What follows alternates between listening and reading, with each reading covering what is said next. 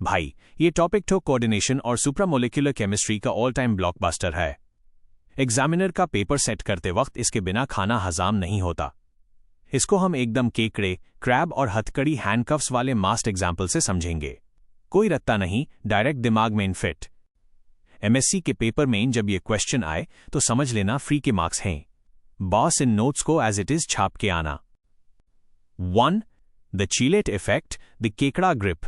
Basic concept, normal monodentate ligand metal को एक हाथ से पकड़ता है जैसे नॉर्मल हैंडशेक, लेकिन एक बिडेंटे या मल्टीडेंटेट लिगैंड मेटल को 2 या ज्यादा तरफ से दबोचा लेता है, बिल्कुल किसी केकड़े क्रैब के पीएनजे की तरह।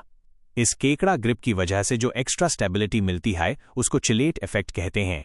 ग्रीक वर्ड चेले का मतलब हाई क्रैब्स क्लॉ होता है। एमएससी लेवल एक्सप्लेनेशन, थर्मोडायनामिक्स का जादू। एग्जामिनर को थ्योरी नहीं, थर्मोडायनामिक्स चाहिए। चिलेट इफेक्ट पूरी तरह से एंट्रोपी डेल्टा एस का खेल है। एक एग्जाम्पल देखते हैं। जब एक मेटल आयन पानी में होता है तो उसको वाटर मॉलिक्यूल्स घेर के रखते हैं। यहां 7 पार्टिकल्स रिएक्ट करके 7 पार्टिकल्स बना रहे हैं। एंट्रोपी में कोई खास बदलाव नहीं आया। अ फ्लैट एक चिलेटिंग लिगैंड जैसे एथिलीनाडियामिन एन डालते हैं।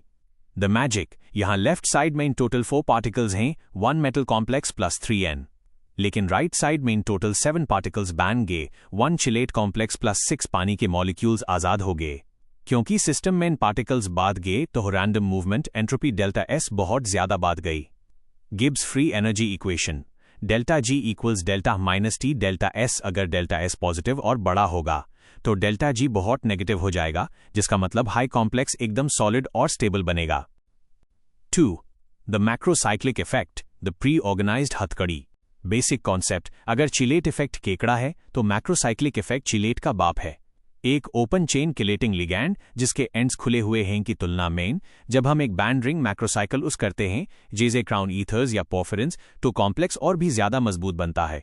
इसको मैक्रोसाइक्लिक इफेक्ट कहते हैं। इसको एज समझ, एक चोर को पकड़ने के लिए पहले सीधी रस्सी को गोल घुमाना पड़ेगा, ओपन चेन, इसमें टाइम और एनर्जी वेस्ट होगी। लेकिन अगर तेरे पास पहले से गोल हथकड़ी, हैंडकफ्स हाई, तो चोर डायरेक्ट लॉक हो जाएगा, macrocycle. Why is it so strong? Exam में ये 2 पॉइंट्स जरूर लिखना। 1. प्री ऑर्गेनाइजेशन, पहले से तैयार। मैक्रोसाइक्लिक लिगैंड पहले से हाई एक रिंग शेप में होता है। उसको मेटल को पकड़ने के लिए अपनी शेप ज्यादा चेंज नहीं करनी पड़ती, इसलिए एनर्जी बाक जाती है। 2. Favourable enthalpy delta H and entropy delta S into enthalpy. Open chain ligand जब घूम के मेटल को पकड़ता है तो उसके अपने एटम्स आपस में टकराते हैं, स्टेरिक रिपल्शन। बैंड रिंग में ये टक्कर नहीं होती। एंट्रोपी, रिंग वाले लिगैंड से पानी, वाटर मॉलिक्यूल्स आसानी से निकल जाते हैं, जो सिस्टम की एंट्रोपी बढ़ा देता है।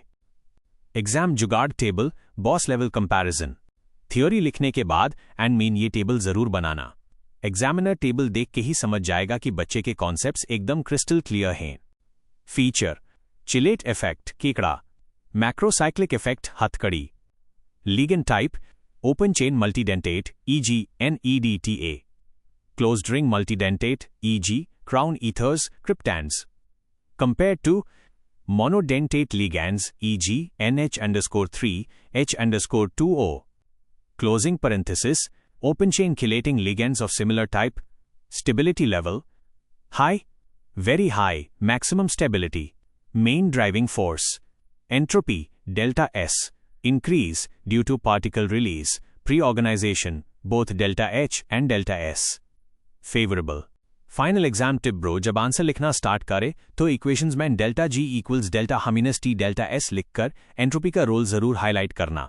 प्री ऑर्गेनाइजेशन वर्ड को ब्लैक पेन से बड़ा बड़ा लिखना, ये वर्ड सीधा एग्जामिनर की आंखों में चमकना चाहिए।